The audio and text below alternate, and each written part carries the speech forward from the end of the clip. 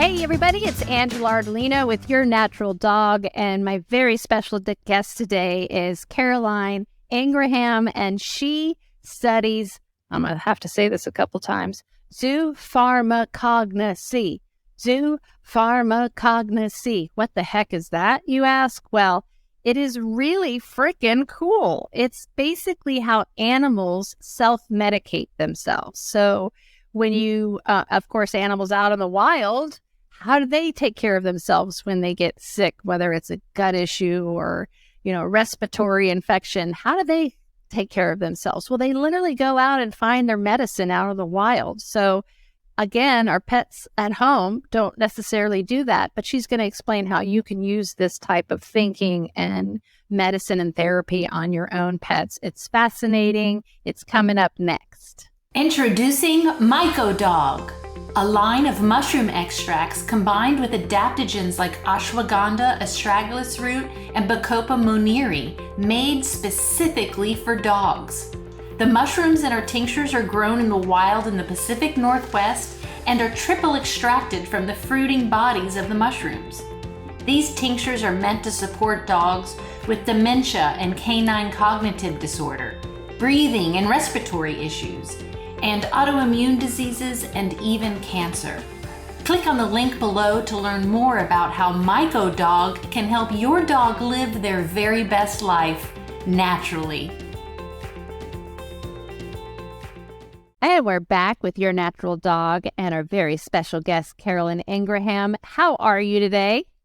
I'm doing good. Thank you. Good. I heard you're a little cold over there in England. Where part of England are you in? I'm in the Cotswolds, but not far from Bristol. So very cool. Well, I'm so excited to have you here with me today. I love this word, and I need you to tell us what the heck it is, because this is your specialty. I'm going to have to look at it. Zoopharmacognosy for dogs. This is your specialty. What the heck is that? Okay, so it's a composite of 3 Greek words. And if you break it up, it's a lot easier to remember, okay? So you think of zoo, translated, it's animal for Greek. Okay, pharma, think of the pharmacy. So zoo, pharma, cognosy is knowing. So it's Greek for knowing. So it's really the animal knowing their own medicine. So awesome. Zoo, pharma, cognosy. Another way to say it is animal self-medication. That's easy. Easier. So, and the idea is that our dog's ancestors, right? I'm just guessing, because I read your beautiful site, and you have a wonderful book on it also. Thank you. Called Animal Self-Medication, which is a lot easier to remember, correct? That's the name of the book? One of my books is Animal Self-Medication, and that encompasses all species, but species from elephants to tigers to dogs to horses to cats, and a wide range of species that I've worked with. Whereas my other book is Help Your Dog Heal Itself, which is really just focused on dogs.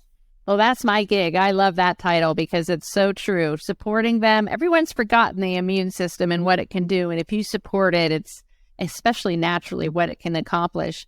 Yeah. But the idea of this self-medication is that our dogs' ancestors, when they were out in the wild, they didn't have an owner that took care of they had to take care of themselves.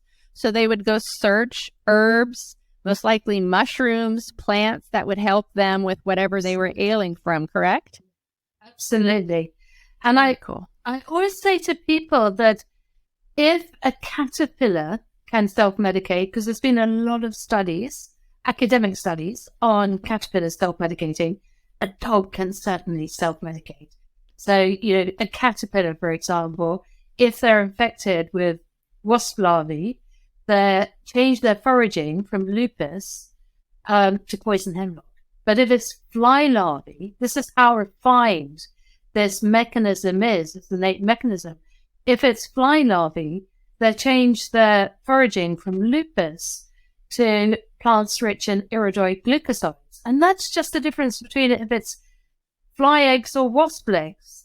fly eggs or wasp eggs, fly eggs or wasp eggs. But so it's that refined. And that is amazing.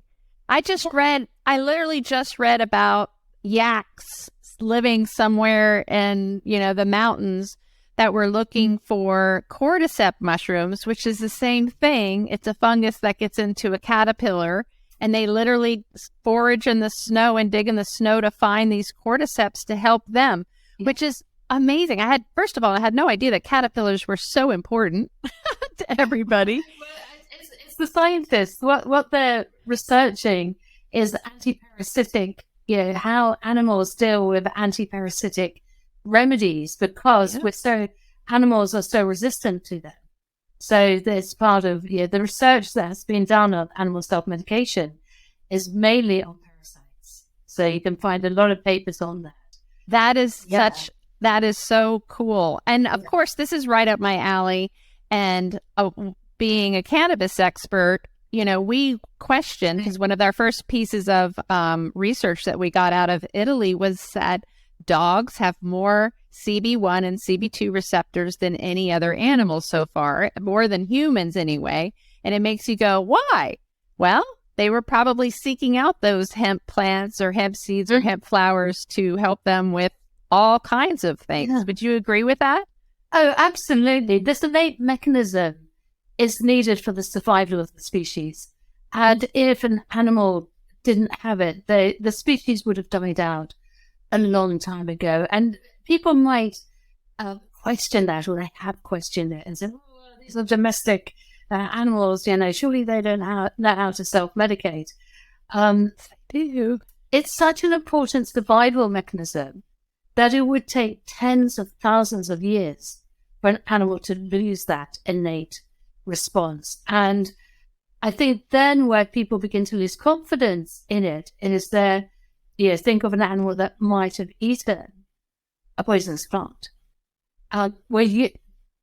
In those cases, it's usually a plant where an animal hasn't evolved. So if the remedies that are offered to the animals have been in their evolutionary history, they have the detection mechanisms and the detoxification mechanisms to recognize that plant and be attracted to it when their health is either physical or mental health. If they're stressed, then if there's CPD, or if there's a physical problem, then they're select other remedies. So they have this mechanism, but if it's something like antifreeze, they haven't evolved with antifreeze, or if it's chocolate, the cocoa comes from the tropics anyway, and the ancestors of the dog didn't evolve in the tropics, so they didn't evolve with these plants. Now, essential oils, or should I say essential oil bearing plants, are some of the oldest on the planet. Yeah, and they were around before the continents divided. So animals would have learned to use them to bring themselves back into health. So when I see, on the internet, essential oils are dangerous for animals, I'm thinking, what? Under what context? Are you talking about if you overdose them with them, if you put it in their food or inject them with it? Because if they're working with smell, they are very specific how much they want to inhale, how much, before they then, walk away, and they alternate with their dose. And if the condition is very severe with some species, they may lick a few drops, but that's only birch and German chamomile. And those are the main remedies that certain species, not all species, are attracted to licking if the condition is really severe. They're medicines. Right. And as the condition clears, there wouldn't be interest in them to that extent. But most animals, most dogs, should I say, work by inhalation, and just those aromatic molecules is enough. It's sort of like a gas to bring themselves back into health, and you can find out so much information. by Yeah. what they select. Yeah, I'm a big fan of essential oils and plant medicine and adaptogens, which led me to cannabis. But yeah, I hear the argument all the time. Just about every single day, I get an email or something that says my vet says that THC is going to kill my dog or my cat. And what we need to remember is that you may buy something online called a lavender oil or a full spectrum oil, hemp oil, and it probably isn't that at all. So those things are toxic and will cause damage to your animal, but not a pure essential oil.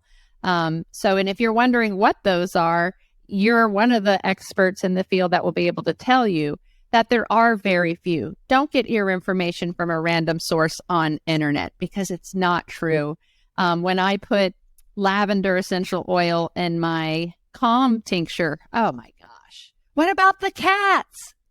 Can I tell you a story about cat? Yes. Because the cats, it's so close to my heart because I have seen so many cats be relieved of so much suffering, pain relief. I have too. Answers by selecting the oils they need to bring themselves back into health. Yep. Because they are medicinal plants, then it's really important that they're just selecting the dose of the plant that they need. So you're not administering, because then it's like administering perhaps the wrong medicine, and that would be a problem, or too much, and that would be a problem. But, this case, this one cat I worked with called Pepe had 2 weeks to live. Did you hear of that story before? Okay, he had 2 weeks to live, liver cancer, and the vet suggested putting Pepe down. She came for self-medication. The main oil that Pepe selected was lime oil, and that was by inhalation. And he wanted it quite frequently.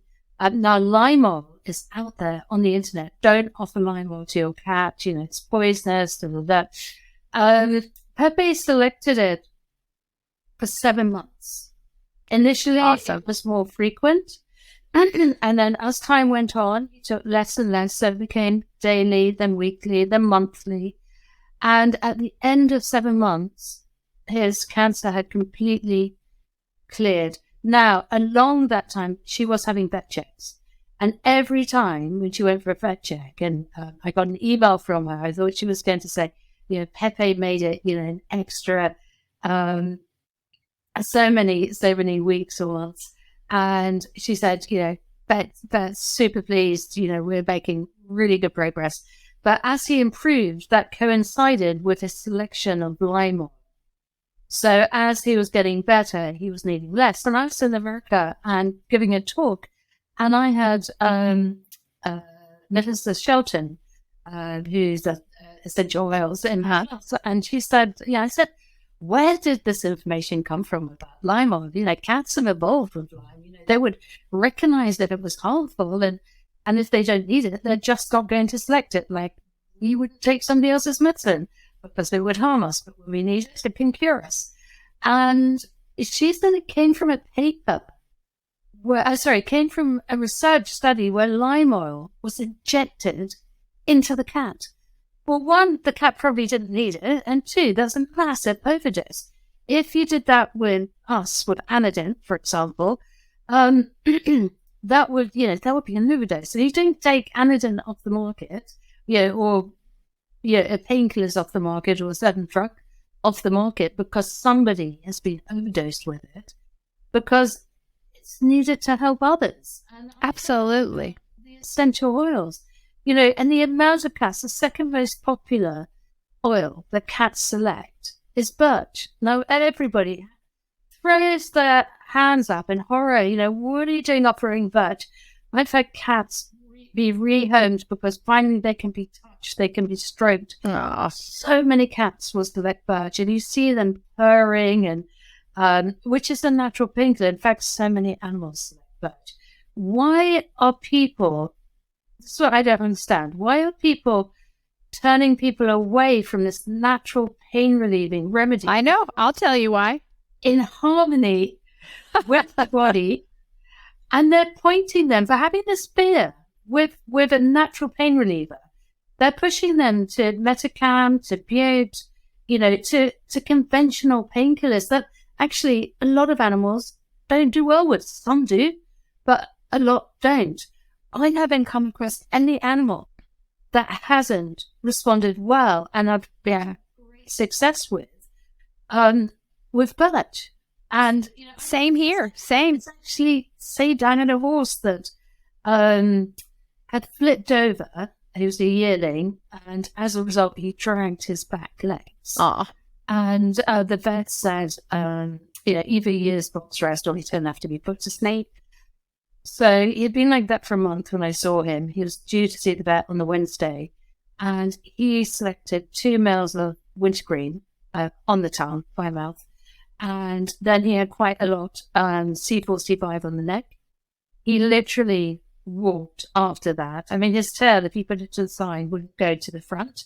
Go to the center. But, and that still was very slow and moving.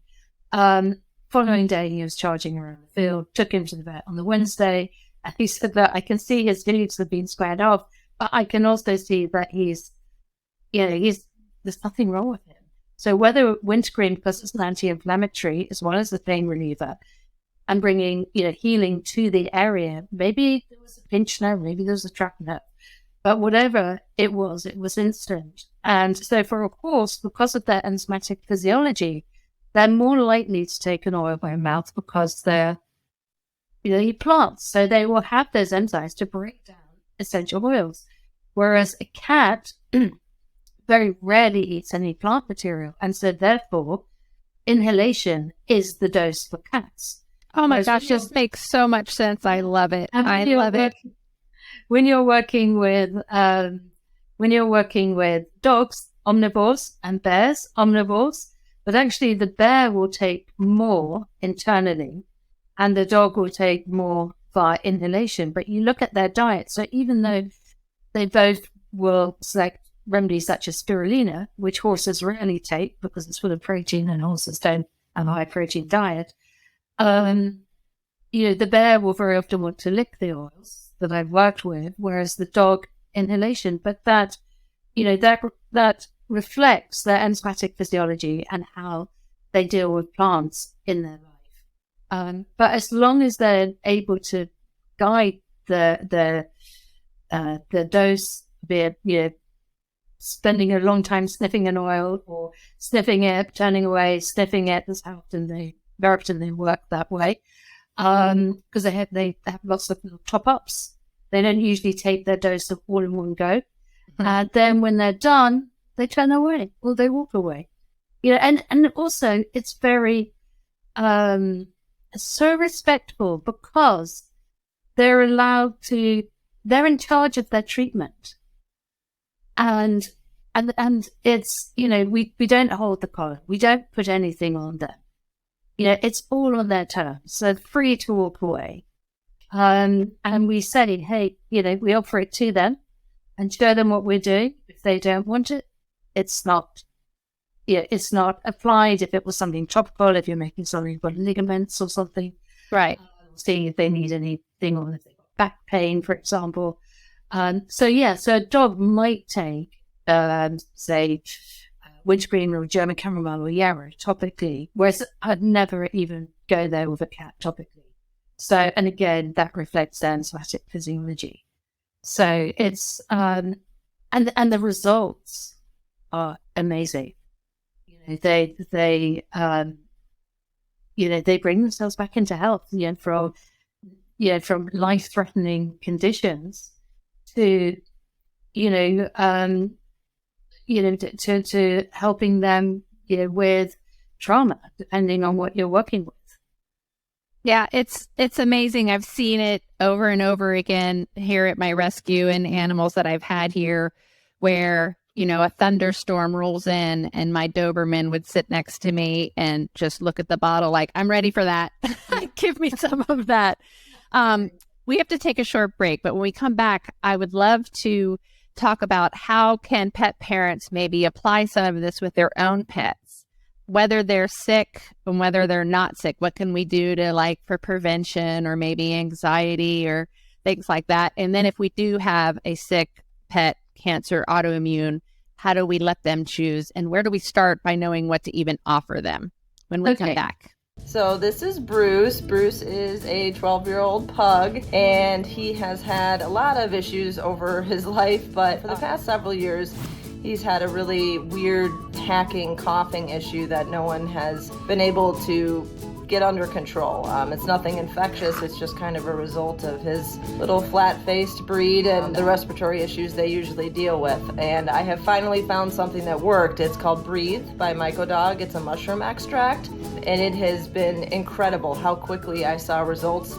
Literally overnight, I saw a difference in the hacking and coughing, especially during the night he was doing it. So the Breathe tincture has really made a huge difference for him, not only with his breathing, but just overall supporting his immune system, since he has 2 other dogs in our household that go to daycare every day and bring home various germs and respiratory bugs themselves, and he has been totally healthy and clear of any issues since being on this tincture. So we're just super grateful that finally something is out there for these flat-faced breeds to breathe better and live a happier life.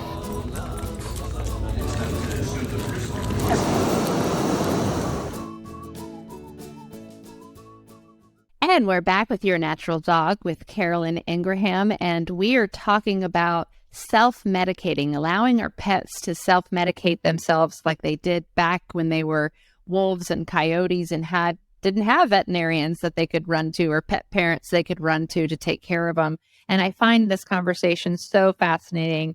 I live on about 3 acres in the middle of the woods in Tampa. I'm right outside of Tampa. And I watch my Jolene, my one dog, go to the lemongrass and eat the lemongrass when she wants to. I've even watched her show other dogs the lemongrass where they were like, "What are you doing?" Kind of thing. And I totally believe in this because this is how they self-medicated when they were in the wild and how they knew what mushrooms to eat and what plants to eat to help them out. And it's a beautiful thing. But now with our dogs that are inside, how do we even begin to know where to start to offer them? Is it we see them suffering from something and then find someone like you and do a consult and offer them different types of essential oils and herbs to choose from? Okay, so that's a good question. What I've put together is a course because I want to empower the individual. Awesome. How to help their own animal. And it really takes you step by step through everything so that the person can feel really confident of what they're doing. And it's very detailed. There's lots of video examples as well in the course because, it's not always easy working with essential oils with every dog. Some onto the book and, you offer an oil and they turn around and sniff it and they turn away and, some actually will go and pick out the remedy they need. But there's others that are very sensitive. And, where do you begin? Because if you're offering the wrong oil, it's sort of, you're offering something that they don't need. And if you do that too many times, they get fed up and they walk away. And so you've kind of lost them. But if you offer them something that they do need, and then you get it wrong the next time or the next time, they still stay with you because they know that you've offered something that makes them feel good.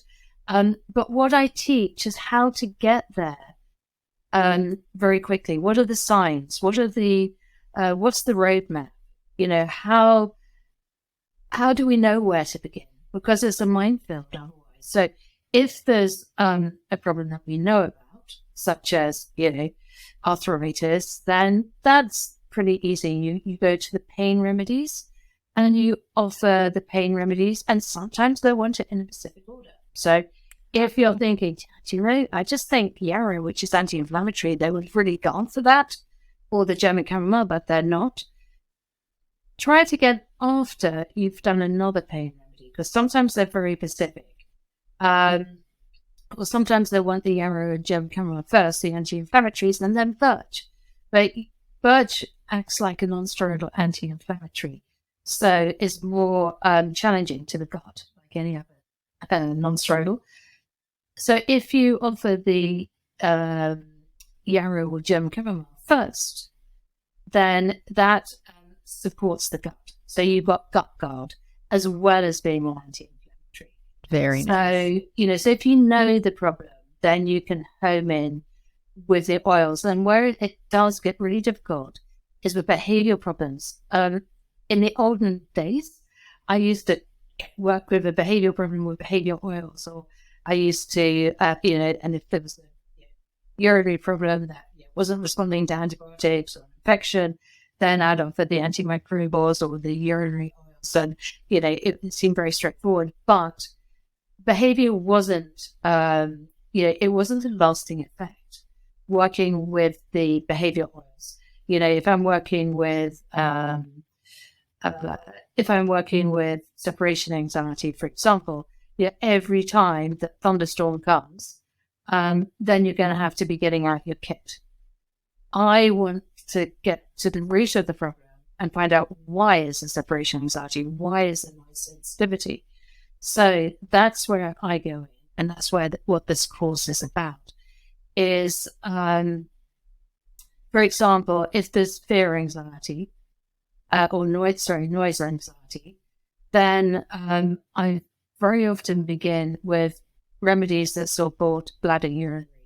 If the animal has been spayed and there's separation anxiety, again, I will go into offering remedies that support the bladder kidney, because sometimes being spayed can have a not necessarily a keyhole, but it's usually when it's cut, then there can be an inflammatory adhesions that can tug onto the bladder a bit, or so those dogs very often select the anti-inflammatory, the urinary support oils.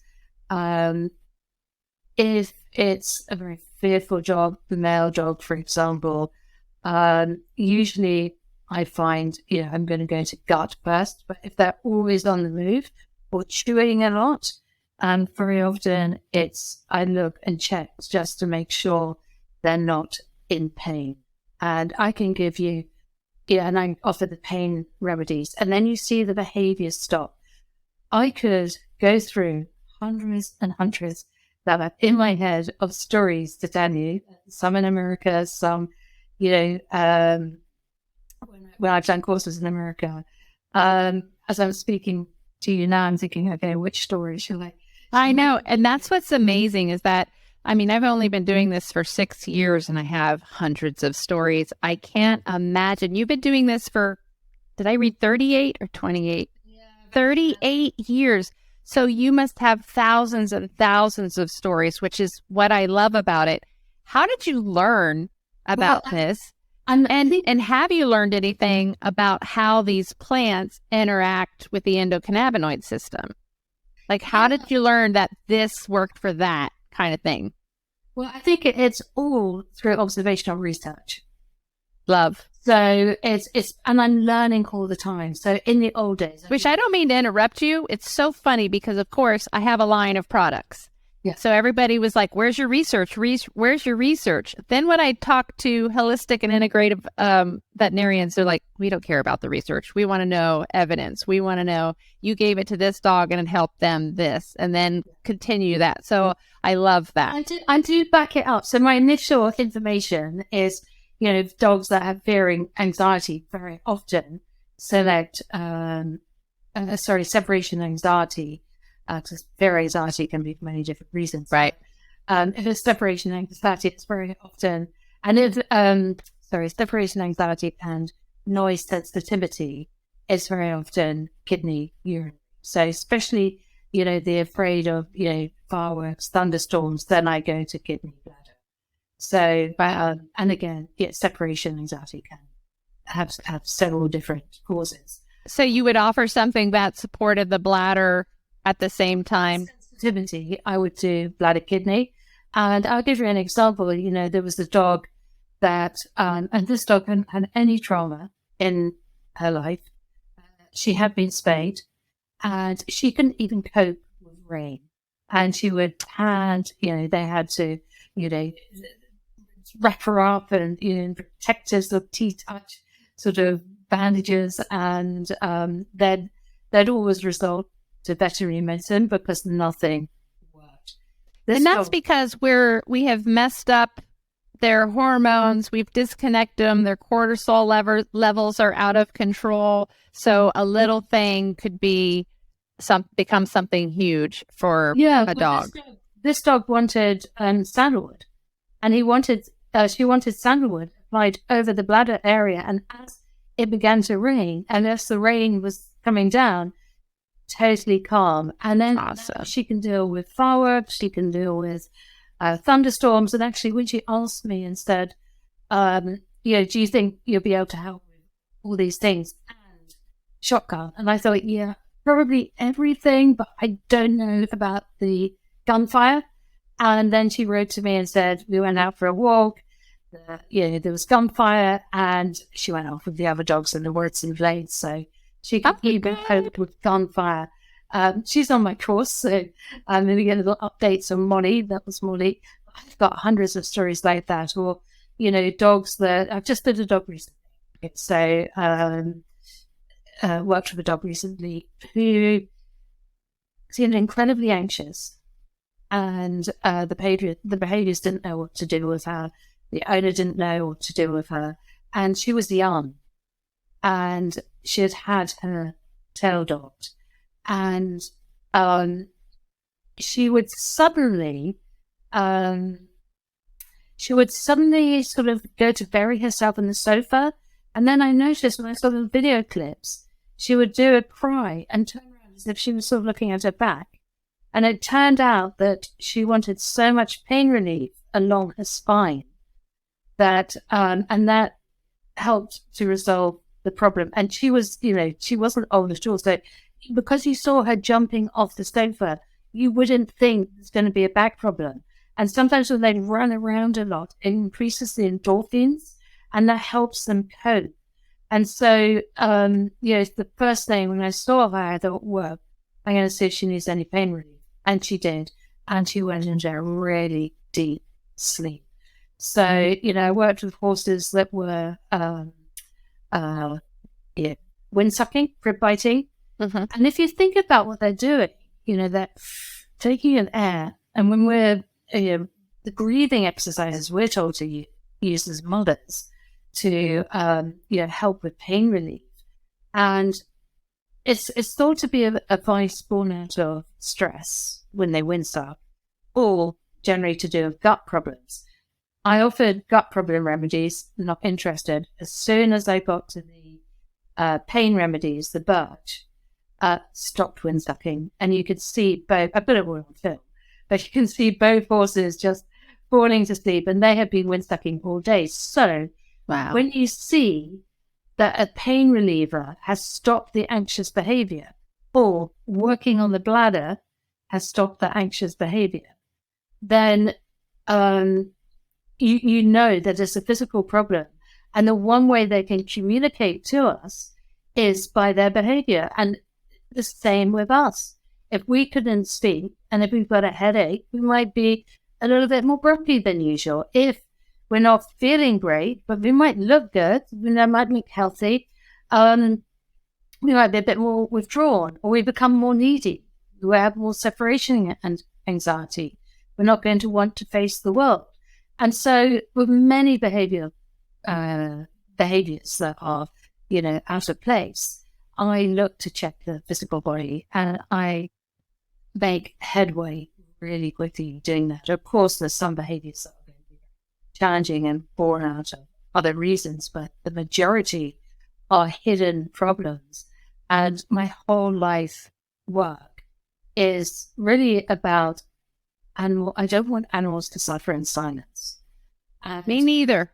That's and so many. And being a pet parent and feeling like there's nothing you can do about it. It's one of my biggest reasons for, after I learned what cannabis did for myself, and I learned all about it and the biology and therapeutic uses, I was like, every pet parent needs to have a bottle of this at home, because whether it's your chicken gets attacked and you want to immediately get rid of that pain and suffering and stress, you can do it with a plant, all natural plant, and then figure out what do I do next? What do I act on next? Because I love that power. I love being able to know what they need. And I just had Dr. Ruth Roberts here on my farm, and she was like, this one's still in pain or experiencing pain. So even being more sensitive to, because it's so true, you see them running around, playing, acting pretty much normal. They're just all of a sudden favoring one side or off a little bit, or and you can see the difference between running around because it's anxiety. And that usually says to me, okay, is it something with the gut or is it with musculoskeletal?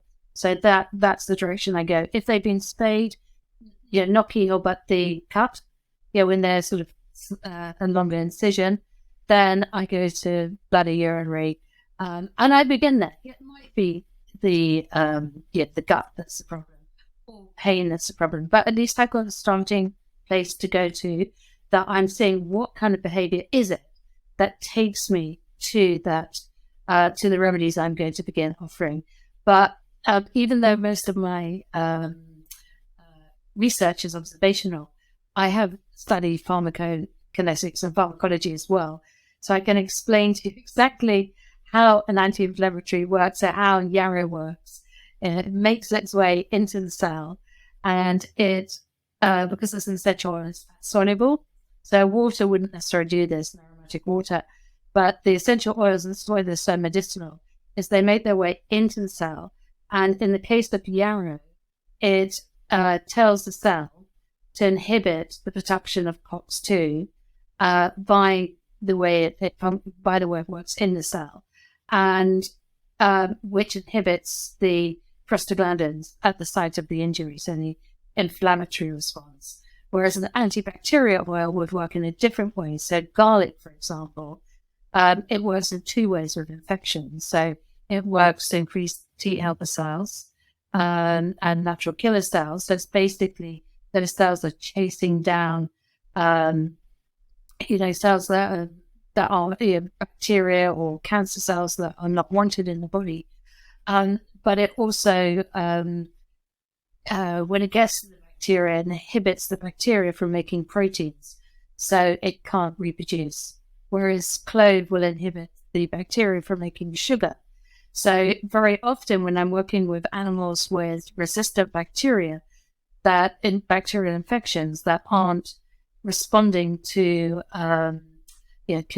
antibiotics, then they will often select garlic and clove together because they work amazingly as a synergy. Then you must just get to the point where you're like, I know what they're going to pick. They're probably going to pick that. Well, it's good. What used to take several hours beforehand has got quite quick. So it is to the point that the more you do this, the more you begin to. It's so much to take in though, because you've got to know the essential oils inside out. You also have to know about pathology, but in the way of how that animal reacts to the aromatics that you're offering, and each animal is case sensitive. So animals such as greyhounds or collies or shepherds, they're probably never going to want any essential oil applied topically. And when they work with the essential oils, it's often to begin with quite a distance, because one, they have many receptors in their nose, so they're taking in quite a lot, and they have a slightly different enzymatic physiology than perhaps some of the other animals. It's other dogs. So terriers, for example, might be more likely to lick an essential oil than a shepherd or a deerhound or a greyhound or a collie. But if you look at conventional medicine, those dogs are much more sensitive to medication, and anesthetics, because their enzymatic profile is slightly different. And so a little bit goes a very long way with those dogs. So sometimes you don't see them sniff. I hear people say, oh, if they sniff an oil, they want it. Forget that. Hold the oil, just look at their expression, look at their breathing. Are they breathing it in deeper?